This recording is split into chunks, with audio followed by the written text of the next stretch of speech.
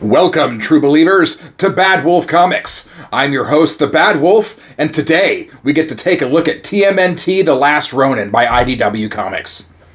Now, before we get started, I'd just like to ask everyone to please hit that like and subscribe. It's the best way to support the channel and really helps us grow as a community. And while shopping at Organic Price Books during checkout, don't forget to use the code BADWOLF for $2 off your order. One last thing. As of our last What's in the Box video, Badwolf Comics just crossed our first 100 subscribers. I'd like to thank you, the community, for bringing us there. I started the Badwolf Comics private Facebook group just over 3 months ago, and since then, we're at over 300 members. And just under a month ago, I started the Badwolf Comics YouTube channel. We've already hit our first 100 subscribers. I'd like to thank every one of you in the community for supporting Badwolf Comics, and for sharing my love and passion of these great stories that we get to see every day.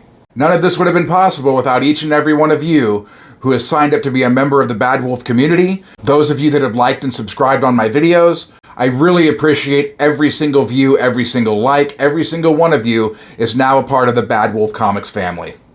I always enjoy seeing the posts from our members on their custom dust jackets, their custom book binds, their hauls, and just their everyday stories. So thank you all for being true believers in Badwolf Comics. I appreciate you all. Thanks for being part of the family. Let's get back to that video. This is Teenage Mutant Ninja Turtles: The Last Ronin by Kevin Eastman and Peter Laird. This is something I've been waiting for a long time. I don't really do singles, so I had to wait a while for all 5 issues to come out and be presented in this hardcover. This is an introduction by Robert Rodriguez. And the basic story is there was an event that happened, which they'll go into in flashbacks throughout this book, where everyone died. Only one of the turtles survived, and he's basically spent his life trying to avenge his brothers. The Foot Clan have basically taken over New York City. The grandson of Shredder is running the city now, and here we see our last turtle trying to get into the building to avenge his family. They definitely have a lot of flashbacks to explain what happened in the past. They've got these new cybernetic cyborg ninjas. They call them Sinjas. And it's a great name. But unlike other kid-friendly versions of the Turtles, this book is a little more reminiscent of the original Turtles, where, he kills people. He's not having it. He's definitely on a revenge run. He's lost too much, and he's not even really the same characteristic of the turtle I once remembered and knew. He's much older, but due to the mutagen, it's really slowed down his aging. We had this point here where he fell off a building, and he's okay because the mutagen is actually helping heal him. And here he's found by another one of our newer characters. I'm not going to divulge any names if I can help it. I just want to be able to make sure that you guys get to go through the story. All right, now, one thing about this book is that the pages are a lot thicker than I'm used to. It may just be because I'm used to all the new Marvel stuff where they're printing these really thin pages, and now I'm coming back to a book that prints normal pages and it feels thick to me. This is another small flashback into the previous events, what happened before all of his brothers died. They have those scattered throughout the book, so by the end of the book you actually figure out what happened. And now we're back into the current. He does have this thing where he talks to his brothers in his head all the time. And if you know the turtles well enough, you can probably tell which turtle's talking to him just by what they're saying and how they're talking to him. But he's having a little toast here in his head to his brothers.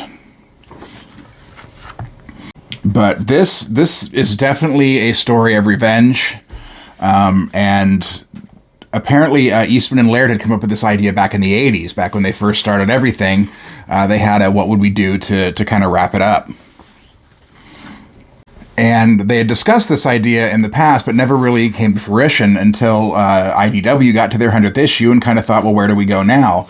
But the idea was brought up and they decided to go forward with it. And now we have this glorious book, and I couldn't be happier. It's such a good story. Here we have another more intense flashback, I guess you could say. They really go into this art when they start narrating past events, and so this is more of another flashback scenario. The Turtles have been a favorite of mine since I was a kid. I watched the show back in the late 80s, early 90s. I played the games, I've read the comic books. I just recently got into the IDW run, and I haven't started reading it yet. I just jumped right into this book, but the IDW run is on my list of things to read. But I still have to read The Boys. I just started Lock and Key. I still have to read Firepower. I've got a lot of these custom omnibus to read still. There's still just a lot to do. Our surviving turtle who's trying to avenge his family gets together with an underground resistance to take on the Shredder's grandson and the new Sinjas to try and take back the city so people can go back to living free. Here we've got another flashback with Casey Jones, Leonardo, and then we jump back out of our flashback back into what's going on now. So this character took up residency back in the sewers, back in the old lair. You'll find out more about her and who she is as you read the book. I'm trying to skip pages here so I don't show you anything that's too revealing. This guy's just crazy. You'll have to read more to find out about him, but he's nuts. But yeah, he's clearly got some damage to the brain. He's clearly got a screw loose or two, laughing and maniacally like the Joker would. And this character, I don't know, you tell me, is this a Robin clone? Again, you'll find out more about this character and who this person is.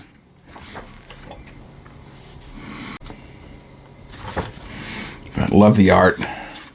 Very big sense of family for the story. You'll definitely find out, especially if you're an old school Turtle fan. You'll see a lot of familiar characters, and as you read through the book, it will explain what happened to everyone. You just have to, bear with it and go through the flashbacks and then back to the current setting.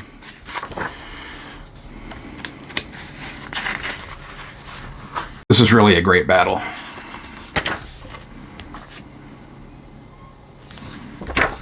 More flashbacks. Just great storytelling, phenomenal art. I couldn't say enough about this book. I highly recommend it to anyone. Organic Price Books definitely has copies of these still. Don't sleep on this, guys. Pick it up while you can. Stuff.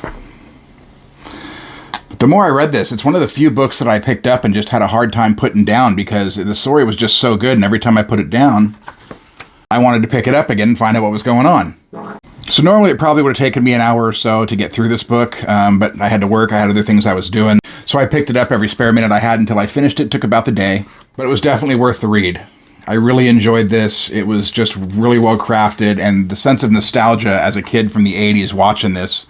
The Turtles were a lot more kid-friendly in the cartoon, obviously, but I really enjoyed the old school, Turtles where they just didn't, they would kill people. It wasn't just a kid-friendly book. And here's his fight with our antagonist. Don't want to ruin too much of it for you, so I'm going to skip a few pages here. But after a long, grueling fight with our antagonist, we come to another flashback. I've skipped some there because, again, I don't want to ruin anything. There's some real big spoilers on those next few pages, so we're going to leave those alone for now. Our little flashback with the Turtle fam here. It's the basic end of the book. But what I do like is our last page here that says to be continued, which gives me hope that they'll continue this little series. And I wonder if this is going to be like she's going to raise these and rename them the same names, or if they're going to get like another set, if we're going to get a whole new generation of Turtles, or how are they going to approach this? How are they going to do this? I'm real interested to see, or if they even continue it at all. But let me know what you guys think, if you think they're going to bother going ahead and continuing that. I would guess, since they put to be continued, that they are. Here's some cover art. I'm not going to do all of these because, again, there are some spoilers.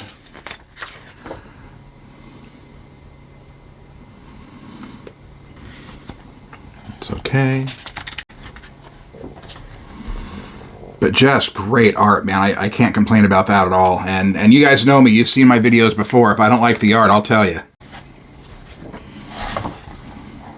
Love it. This last one has to be my favorite.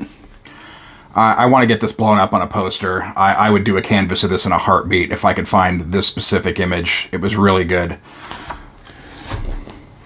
And that's it, man. I got a little bit of a description here on the back.